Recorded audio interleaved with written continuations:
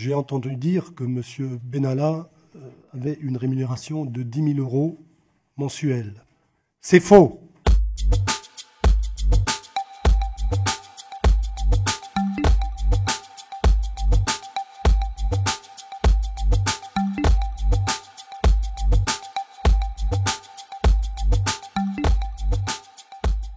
M. Benalla m'avait informé du fait qu'il était invité par la préfecture de police en qualité d'observateur pour la mission du 1er mai.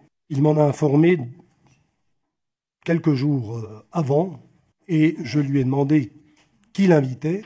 Il m'a indiqué que l'invitation lui avait été faite par M. Simonin, chef d'état-major de la DOPC à la préfecture de police. J'ai considéré que l'invitation qui lui était faite émanait d'un haut gradé de la DOPC. Et donc, lorsque M. Benalla m'a indiqué qu'il était invité par M. Simonin, j'en ai déduit que la hiérarchie de la préfecture de police était au courant.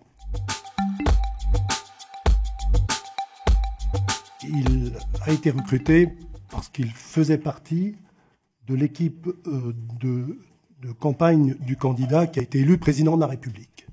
Et au sein de cette équipe, il avait des fonctions d'organisateur que tout le monde reconnaissait, que tout le monde saluait, ce qui m'a amené à l'affecter à la chefferie, donc auprès du chef de cabinet.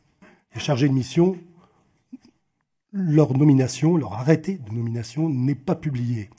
Il y en a une dizaine au cabinet du président de la République, mais ce ne sont pas des officieux. Donc il n'est pas le directeur des services de sécurité.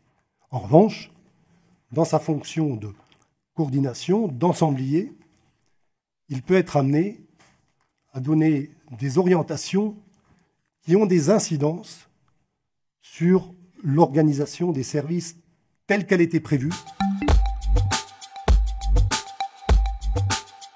J'ai entendu dire que M.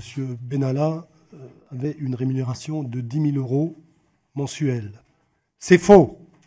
J'ai entendu dire qu'il devait s'installer dans un duplex de 300 mètres carrés ou 200, résidence de l'Alma. C'est faux. J'ai entendu dire qu'il serait nommé sous-préfet. Je dément formellement qu'il y a eu une demande de sa part ou une intervention pour le faire nommer sous-préfet. J'ai entendu dire qu'il serait amené à prendre la direction dans quelque temps d'un service qui devrait regrouper les services de sécurité de l'Élysée pour les faire mieux fonctionner. Là aussi, je dément. Je dément formellement. Alors, quels sont les avantages dont il bénéficie ? Je ne pourrais pas répondre à cette question car on touche au cœur de l'organisation.